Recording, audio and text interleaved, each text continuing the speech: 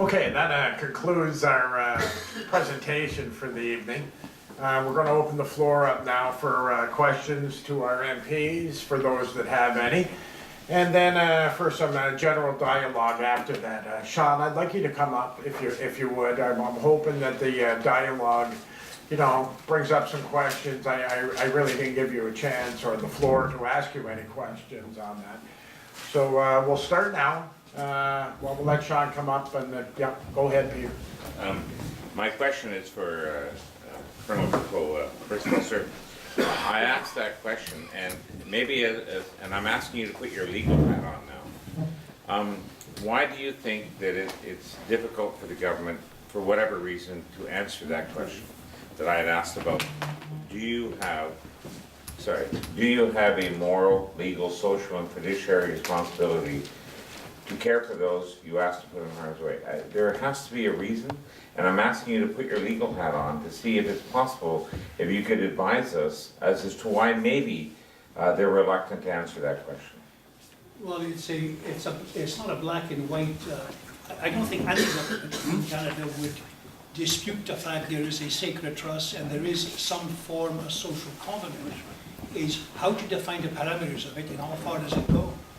The proposition before the court says, well, it could even go above and beyond the concept of equality, sort of all citizens. Veterans could be one step ahead. So is how far do you go? And particularly when you define, which first time it would be done, Canadian law fiduciary duty, that the Canadian government has this duty to the veterans and their family. It's an open-ended, from a financial perspective, open-ended challenge. And a challenge which, if I were government, which I would have to sell to the entire nation.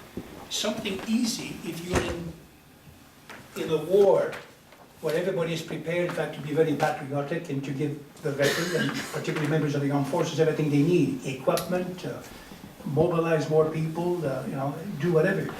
But when we go back to our stereo set in Chryslers and taxes and so on and so forth, the Canadian public may not be as conciliatory in increasing quite substantially a budget, particularly if it's going to be unlimited.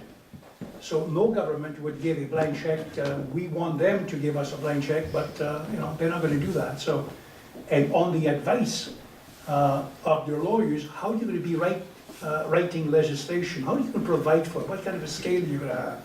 Is it going to be special cases in every instances where you have a very exhaustive review of one's ability to earn, one's lifestyle and life expectancy and so on? So those are not easy answers. We haven't found the answer for the Aboriginals yet. So to do so for the Canadian government is something else. I would agree with the point that you said earlier. You wish that government, any government, would jump to the occasion where they can negotiate, mediate, arrive at an incremental settlement, try to improve it, try to find the happy medium. I don't think, there's no veterans who can expect a panacea that everything will come rosy at the end of a new charter or whatever. But surely people would listen. In the court, the lawyers representing the Attorney General said, for the purpose of that application, the benefits and services formerly available to Canadian Forces members and veterans under the Pension Act were, and that's the lawyers for the government speaking, substantially better than those that are now available to them under the Charter. It's admitted in a court of law. We don't need to fight this anymore. Government has taken a position in a court of law that in fact the Charter deprives, lessens the benefits provided to veterans. So what do you do next? You go back to the drawing board and you make darn sure this is corrected, whether it's in 5 sessions or 3 sessions. The legislative drafter can come to it and say, what are we missing here? Where did we go wrong in 2006? That can be done. And it would save maybe $35 million of legal fees and provide, if not instantaneous, provide comfort, relief, and confidence to the veterans community. So there is a problem.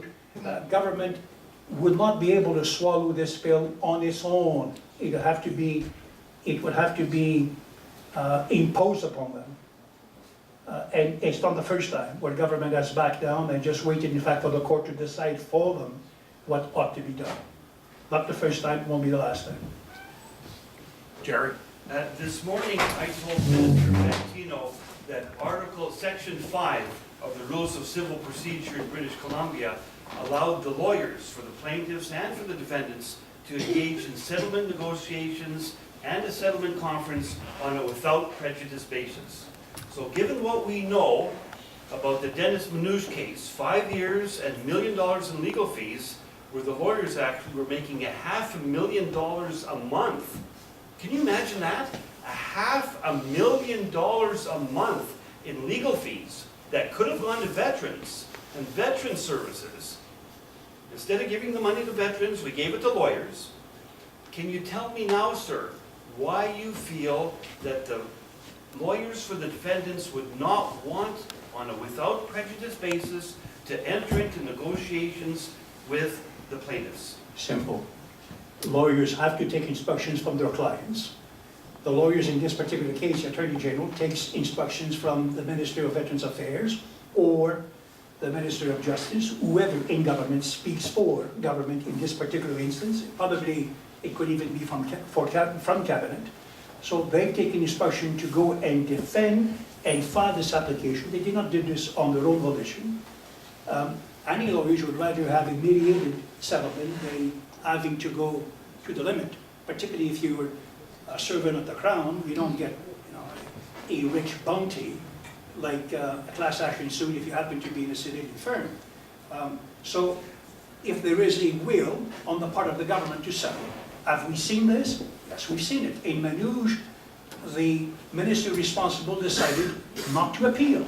So the instruction was given to lawyers, and then lawyers went and worked out what kind of a settlement, how it will be distributed, who are members of the class, and how much legal fees will be asked for and agreed to before going back to the court and get the court to bless that.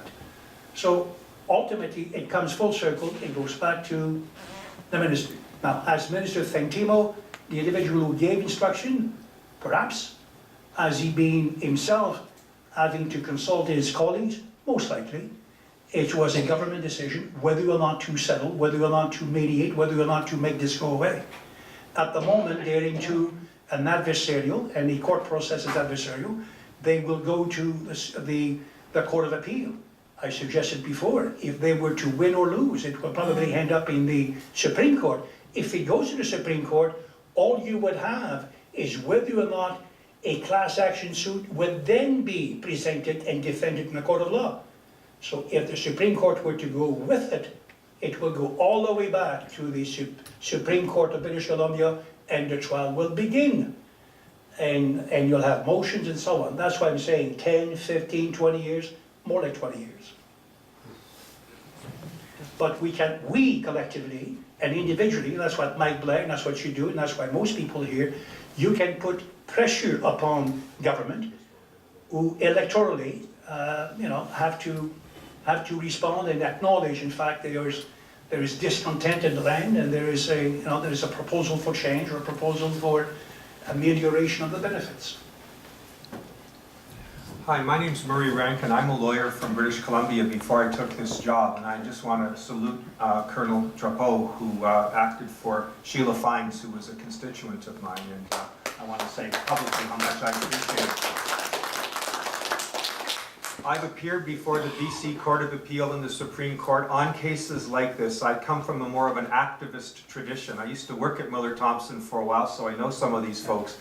And I'm a litigator by profession. I just want to say there could be a settlement here. It takes two to wish to settle, as Mr. Drapeau just pointed out. And so the pressure should be put on the government, if you can, to settle this. It can settle any day up until the Supreme Court of Canada, and it can settle after that if the class is certified.